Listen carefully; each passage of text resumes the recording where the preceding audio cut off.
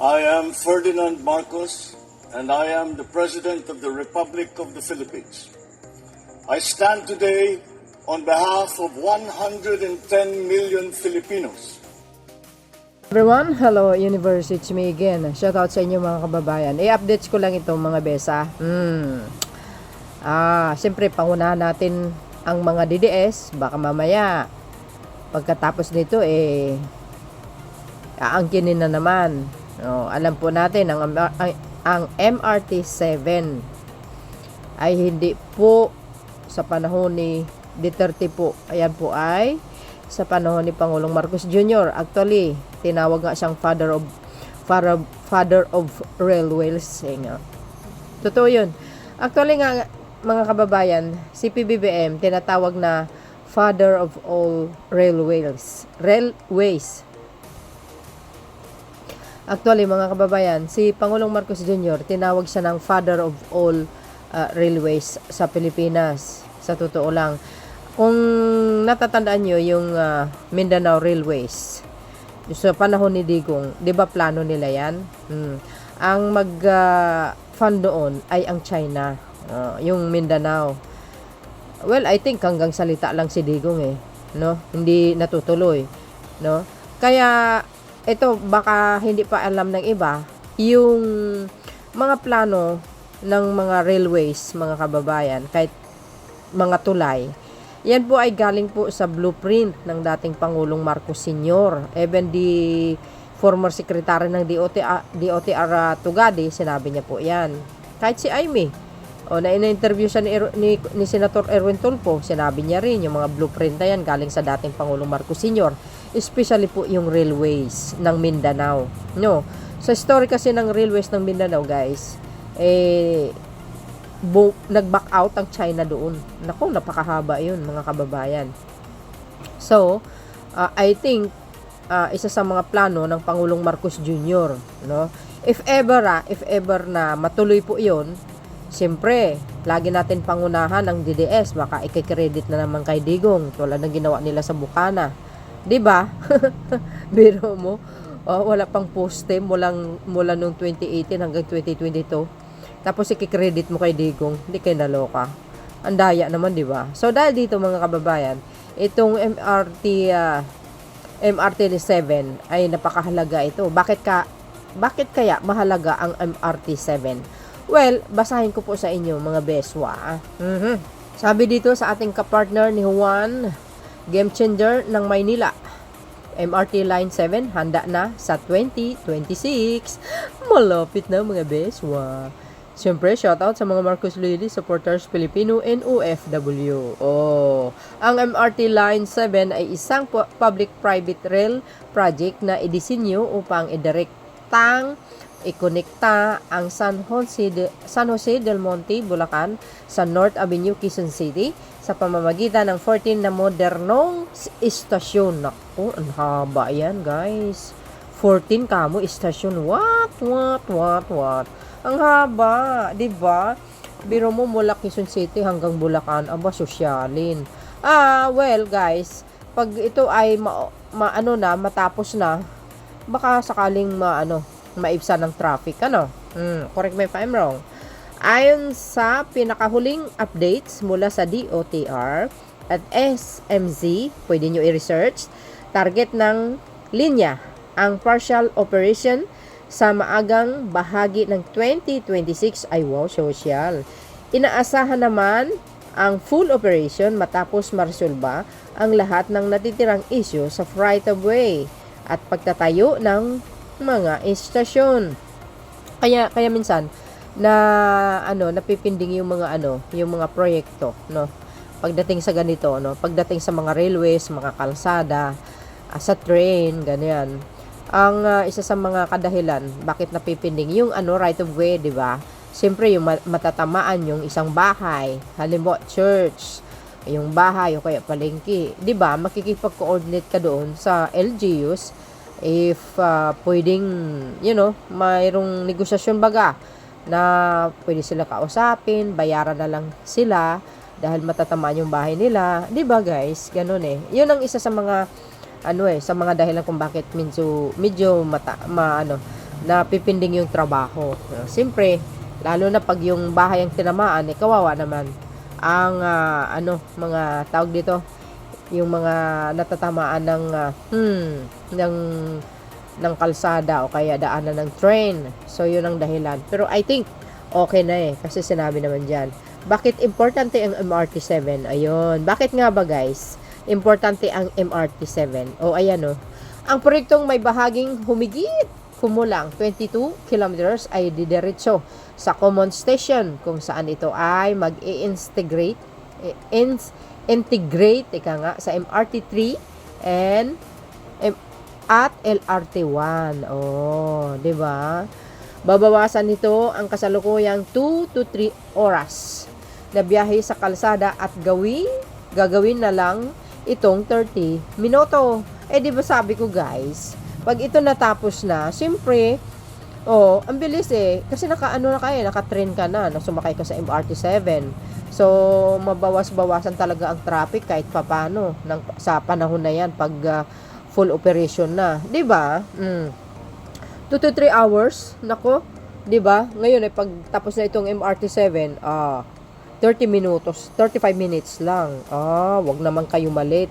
Hindi porke may train sa sasakyan nyo, magpalit kayo. Sasabihin nyo, 30 minutes lang. Pero I mean, is talagang ang laki ng naitulong nito sa mga manggagawa. Galing sa Bulacan, papuntang Maynila, o 'di ba? From Manila to Bulacan, 'di ba? Pag-uwi, pagbalik.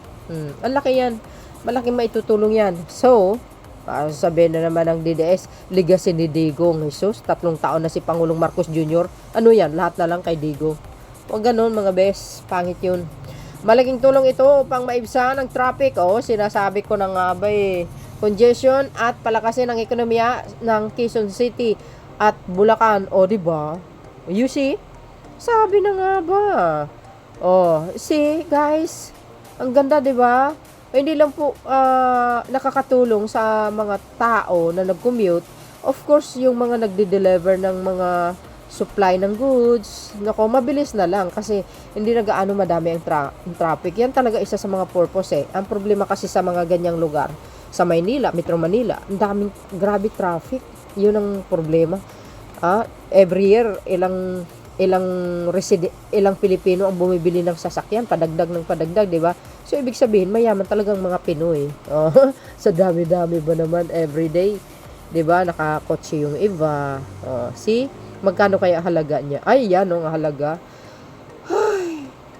Ayan mga bes. Grabe gastos. 77 billion. Woo! 1.4 billion dollars. Wow! Laki. Biro mo 77 billion. Matindi ito. Saan kaya galing yung mga pera guys, no? Sa GAA ba yan? O kaya loan? Hindi natin alam. Baka, sabi ko nga, baka maybe it's already paid by the Marcos administration. Who knows? Hindi natin alam, di ba? Ang MRT Line 7 ay hindi lang tren. Ito ay isang malaking hakbang tungo sa mas mabilis at mas efficienteng urban mobility sa bansa. Ay, wow, sosyalin, mga bes. Ayan grabe. Ang ganda ha, in fairness naman. Ganda. Abangan po natin ang inaugurasyon yan. Ayan see, you see, mga bes. Saan kayo makakita niyan? Ang daming bagon, Actually, ang daming bagon, guys, na nakatingga. Sobrang dami. Nakatingga sa panahon pa ni ni dating presidente, ex-president Noynoy Aquino. 10 years ago, sabi ng Pangulo, hindi po pinaandar. Pero I think parang kailangan po ng ipagawa, kasi yun ang sabi ng Pangulo. Kaya ang ginawa ng Pangulo, pinagawa. Kaya yung iba umandar na. You see? Dinaanan pa si Digong, hindi man lang niya ginawa ng paraan para magamit. Ay nako. So, hindi lang yan mga beswa, siyempre kudos naman talaga sa Marcos administration. Dito nyo makikita, at least, under the Marcos administration, yung pondo, hindi nakukurakot. Ang may kurakot lang, yung mga gahaman sa flood control, yan dyan sa DPWH, tsaka yung ibang ahensya pa, di ba? O, ayan, at least nakikita natin, napupunta dyan ang tax ng bayan. Wala naman tayo karapatan manumbat, guys, sa tax, kasi karapatan po ng sambayanan yan ng sambayan ng Pilipino. Because, tax is batas, di ba? So, karapatan ng bawat Pilipino. Hindi natin pwedeng isumbat sa pamahalaan. Ayun ang kalakaran Talaga yun ang batas. Not only the Philippines, but all over the world, they are paying their taxes actually. 'Di ba? Oh. So why the other people guys? Sumbat-sumbat. 'Di ba? Okay, sige nito. Pera namin 'yan, nagbabay kami ng tax. Hello. Batas po 'yan. Wala tayong karapatan. Kung hindi tayo magbabayad ng tax, wala tayong papagawa ng tren, pambili ng tren, papagawa ng hospital, o di wala na tayong presidente, wala na tayong senador, wala na tayong wala na tayong mga congressman, lahat. Wala ng mayor, wala ng kagawad. Bakit? Anong ipapasweldo mo? Di ba galing sa tax? Kayo naman, common sense lang. Wala tayong karapatan manumbat, guys. Karapatan po natin yan. Karapatan po natin. Even the other countries, they are paying their taxes every month. You know? O, 'di ba? Hindi mag-grow ang isang bansa without taxes. Remember that. 'Di ba? So, hindi lang 'yan. Bakit nga ba si PBBM ang itinaguri ang father of all railways? O ito, panoorin nyo ito. But, siyempre, mga best, don't forget to like, hit the button bell, and follow me. Don't forget to like, hit the button bell, so that you can notified sa mga new upload videos na i-upload ko. And follow me. So, yun mga beswa. Bye-bye-bye and bye-boos. God bless Philippines. There's more. Eto na. Ulitin ko at sasabihin ko po to sa lahat ng mga nakikinig ngayon. Mga kababayan ko, I have said this before and I will say it again. President Ferdinand Bongbong Marcos Jr. is the father of the Philippine railway system. Oh. Bakit po? Because it is during his time na pinalawak ang Philippine National Railways. It is during his time na ginagawa ang Metro Manila Subway. It is during his time na pinalawak, in-expand, minodernize ang LRT Line 1 and Line 2. It is during his time na ginagawa ang MRT 3, MRT 7, MRT 4 is also on the table, at it is during his time that the South Long Haul and the Mindanao Railway Project are also being discussed and are all on the table. And this is because of the leadership of our President na kitang-kita naman na napakaganda in the world stage. Grabe yung nadinig ko sa kay Chairman. Father of Railways, Philippine So, Railways. mabigat-bigat So, na taguling meaning, yun, ha? mean to say, pwede nating sabihin, magiging flagship ito ng ating kasama mahal sa na mga Pangulong flagship. Bongbong Marcos. Sa Build Better and More. Kasama po talaga sa flagship projects ng ating mahal na Pangulo. Alam po ninyo, I want to say this. It is the greatest honor of my life to be working for, I think, one of the greatest presidents in our lifetime, si President Marcos. Why? Because his vision is ahead of regular people. Naniniwala po ako sa kanya.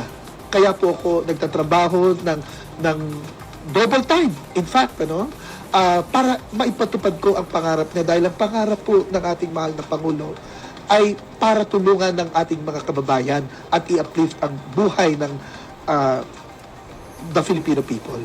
At sa ating mga kababayan, uulitin ko, konting pasensya lamang po dahil ang ginagawa po natin sa PNR, when we come back, pag nagbalik po ang PNR, we will return with a vengeance. Sabi nga ni General MacArthur, I shall return.